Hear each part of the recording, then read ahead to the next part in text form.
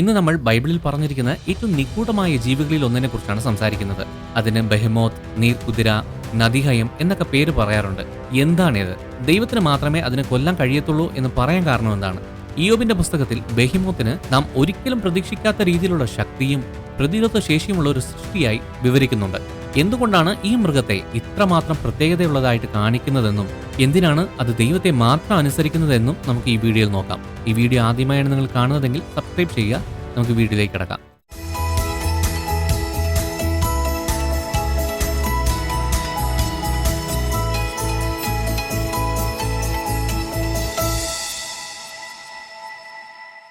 ഇയ്യോബിന്റെ പുസ്തകം 40 അധ്യായത്തിലാണ് ആദ്യമായി ഈ നീർക്കുതിര എന്ന പേര് പറഞ്ഞിട്ടുള്ളത്. അവിടെ ഇയ്യോബിനോട് ദൈവം തന്റെ സൃഷ്ടികളുടെ മഹത്വത്തെക്കുറിച്ച് സംസാരിക്കുമായിരുന്നു.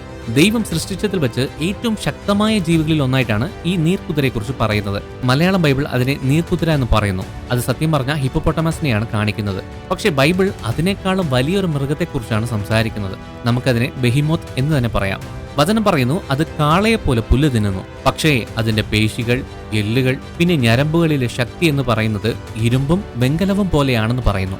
മറ്റ് പല മൃഗങ്ങളുമായി താരതമ്യം ചെയ്തു നോക്കുന്ന സമയത്ത് ഈ ബെഹിമോത്താണ് ഏറ്റവും ഭയങ്കരമായിട്ടുള്ള ഒരു മൃഗമായി എടുത്തു കാണിക്കുന്നത്. ഈ വിവരണങ്ങളെല്ലാം ഒരു സാധാരണ മൃഗത്തെക്കാൾ ഗുണമുള്ള ഒരു മൃഗമാണെന്ന് എടുത്തു കാണിക്കുന്നു. അത് ശരിക്കും പുരാണ ശക്തിയുള്ള ജീവിയാണ്. അതിന്റെ ഭീകരമായ അസ്ഥികളെയും പേശികളെയും കുറിച്ച് പറഞ്ഞിരിക്കുന്ന കാര്യങ്ങൾ അതിന്റെ അജേയതയെയും ഗാംഭീര്യത്തെയും കാണിക്കുന്നു.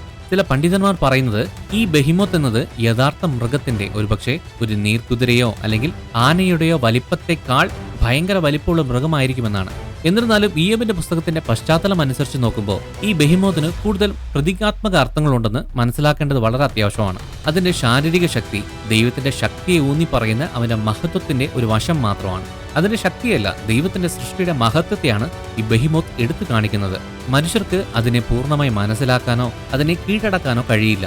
അതിന്റെ അപാരമായ ശക്തിയും അജയതയും അങ്ങനെ ഒരു സൃഷ്ടിയെ സൃഷ്ടിച്ച ദൈവം എത്ര ശക്തനാണ് എന്നതിന്റെ ഒരു ഉദാഹരണമാണ്. അത് ജലവുമായി ബന്ധമുള്ള ഒരു ജീവിയാണെന്ന് വചനം പറയുന്നു. ഇയ്യോബിന്റെ പുസ്തകം 40 അധ്യായം 21 വാക്യം, താമരച്ചെടിയുടെ തണലിലും ഞാങ്ങണയുടെ മറവിലെ ചതുപ്പ് നിലത്തും അത് കിടക്കുന്നു എന്ന് പറയുന്നത് പ്രകൃതിയുമായുള്ള അതിന്റെ ബന്ധത്തെ എടുത്തു കാണിക്കുന്നുണ്ട്.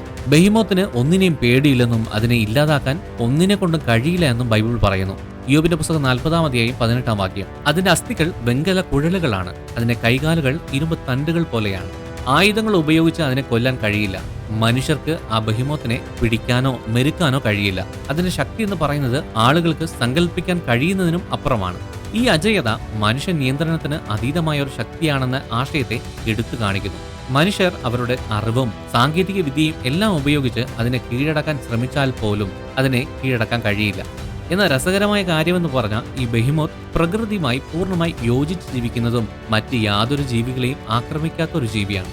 അതിന്റെ ബലമെന്ന് പറയുന്നത് അതിന്റെ ശാന്തതയിലും അചഞ്ചലവുമായ സ്വഭാവത്തിലുമാണ്. അതിന്റെ യഥാർത്ഥ ശക്തി പ്രകടിപ്പിക്കേണ്ട ആവശ്യം വരുന്നില്ല എന്നാണ് ഈ ചിത്രം നമുക്ക് കാണിക്കുന്നത്.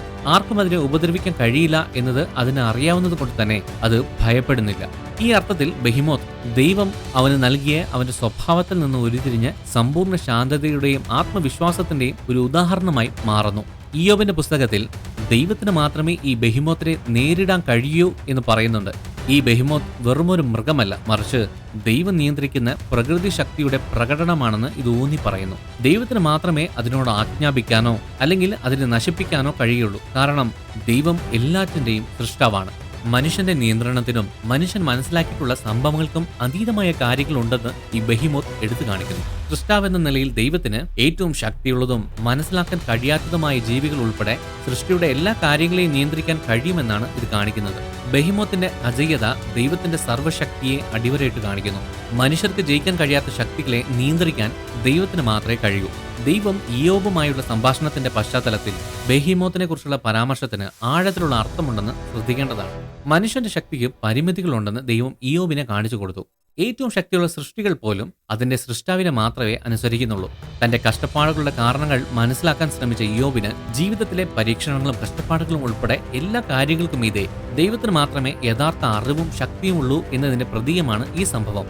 ഈ ബെഹിമോത്ത് എല്ലാം വിശദീകരിക്കാനും നിയന്ത്രിക്കാനുമുള്ള മനുഷ്യരാശിയുടെ ആഗ്രഹത്തിനെതിരായ ഒരുതരം വെല്ലുവിളിയെ കാണിക്കുന്നു. എല്ലാം മനുഷ്യന്റെ പരിധിക്കുള്ളിൽ അല്ല എന്നും യഥാർത്ഥ ജ്ഞാനമെന്ന് പറയുന്നത് അവന്റെ പരിമിതികൾ മനസ്സിലാക്കി ലോകത്തെ നിയന്ത്രിക്കാൻ കഴിയുന്ന ദൈവത്തിൽ വിശ്വസിക്കുന്നതിലുമാണെന്ന് ദൈവം ഇയ്യോബിനെ ഓർമ്മിപ്പിക്കുന്നു. ഈ ബെഹിമോത്തിനും പ്രതീകാത്മക അർത്ഥങ്ങളുണ്ട്. മനുഷ്യ നിയന്ത്രണത്തിന് അതീതമായ ലോകത്തിലെ എല്ലാ ശക്തികളെയും അത് പ്രതിനിധീകരിക്കുന്നു. അതിപ്പോ പ്രകൃതിയോ അല്ലെങ്കിൽ ആളുകൾക്ക് സ്വന്തമായി കൈകാര്യം ചെയ്യാൻ കഴിയാത്ത സങ്കീർണമായ ജീവിത സാഹചര്യങ്ങളോ ആകാം. ദൈവം ഇയ്യോബിനെ ഓർമ്മിപ്പിക്കുന്നത് ചില കാര്യങ്ങളുണ്ട്. അതിന്റെ മേൽ ദൈവത്തിന് മാത്രമേ അധികാരമുള്ളൂ. ബെഹ്മോത്ത് ഈ ദിവ്യ നിയന്ത്രണത്തിന്റെ പ്രതീകമാണെന്ന് കാണിക്കുന്നു.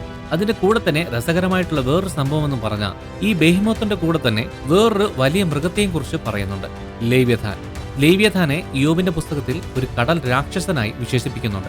ഈ ബെഹിമോത്തിനെ പോലെ തന്നെ അതും അജയനും നല്ല ശക്തിയുള്ളതാണ്. ഈ രണ്ട് ജീവികളും പ്രകൃതിയുടെയും നിലത്തിന്റെയും വെള്ളത്തിന്റെയും ശക്തികളെ പ്രതിനിധീകരിക്കുന്നു. അവ ഒരുമിച്ച് ദൈവത്തിന്റെ മുഴുവൻ സൃഷ്ടിയുടെ പ്രതീകമാണ്. ബെഹിമോത്ത് ഭൂമിയെയും അതിന്റെ സ്ഥിരതയെയും ഉൾക്കൊള്ളുന്നു. അതേസമയം ലേവ്യഥാൻ കടലിന്റെ ആഴങ്ങളെയും അതിന്റെ അപായത്തെയും കാണിക്കുന്നു. ഈ രണ്ട് മൃഗങ്ങളും അതിനെ സൃഷ്ടിക്കുകയും നിയന്ത്രിക്കുകയും ചെയ്യുന്ന ദൈവത്തിന്റെ മഹത്വത്തെ എടുത്തു കാണിക്കുന്നു. ഈ ലേവ്യഥാനെ കുറിച്ച് നമ്മളൊരു പ്രത്യേക വീഡിയോ ചെയ്തിട്ടുണ്ട്. അതിനെക്കുറിച്ച് കൂടുതൽ അറിയാൻ ആഗ്രഹമുണ്ടെന്നുണ്ടെങ്കിൽ ഐക്കാർഡിലും താഴെ ഡിസ്ക്രിപ്ഷനിലും ലിങ്ക് ഇടാം. കാണാത്തവർ കാണുക. വളരെ ഭയാനകമായ നിമിഷങ്ങളിലൂടെ കടന്നു പോവുകയും നീതിയെ ചോദ്യം ചെയ്യുകയും ചെയ്ത ഇയ്യോബിനോട് ബെഹിമോത്തിനെ കുറിച്ചും ലേവ്യാത്തിനെ കുറിച്ചും പറഞ്ഞപ്പോൾ ദൈവത്തിന്റെ മഹത്വത്തിന്റെയും ശക്തിയുടെയും അളവ് അദ്ദേഹത്തിന് മനസ്സിലായി.